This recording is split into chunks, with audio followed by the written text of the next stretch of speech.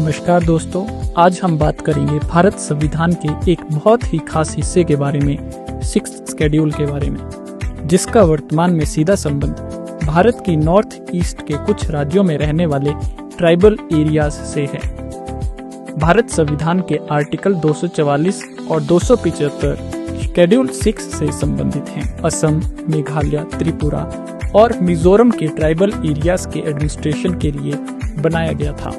मतलब कि इन स्टेट्स के ट्राइबल कम्युनिटीज को अपना एडमिनिस्ट्रेशन और गवर्नेंस काफी हद तक खुद डिसाइड करने की पावर दी गई है। इसके अंडर ट्राइबल एरियाज को ऑटोनॉमस डिस्ट्रिक्ट्स डिक्लेयर किया जाता है और हर ऑटोनॉमस डिस्ट्रिक्ट के लिए एक डिस्ट्रिक्ट काउंसिल बनाई जाती है। लेकिन अगर किसी एरिया में ज्यादा ट्राइब्स हों तो वहां पर रीजनल काउंसिल्स भी बनाई जा सकती हैं।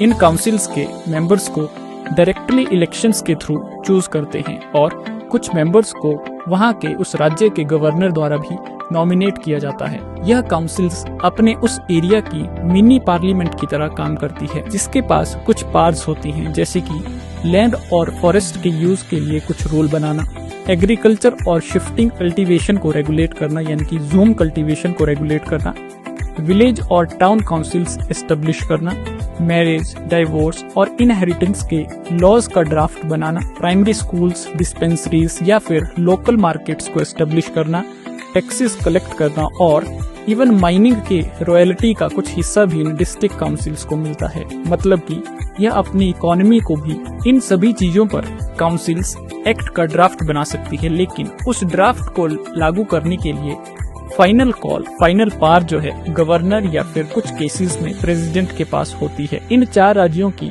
कल्चरल और इकोनॉमिकल रीजंस के कारण ही शेड्यूल 6 यहाँ पर लागू किया जाता है। भारत के बाकी राज्यों के ट्राइबल एरियाज में 6th शेड्यूल अप्लाई नहीं होता, लेकिन अगर जरूरत लगे तो पार्लियामेंट 6th शेड्यूल में कॉन्स्टिट्यूशनल अमेंडमेंट के थ्रू उन स्टेट्स में भी 6th शेड्यूल को एक्सटेंड कर सकती है। देश के बाकी ट्राइबल एरियाज जैसे कि झारखंड के, छत्तीसगढ़ के, उड़ीसा के, हिमाचल प्रदेश के एरियाज को प्रोटेक्ट करने के लिए 5th शेड्यूल बनाया गया है।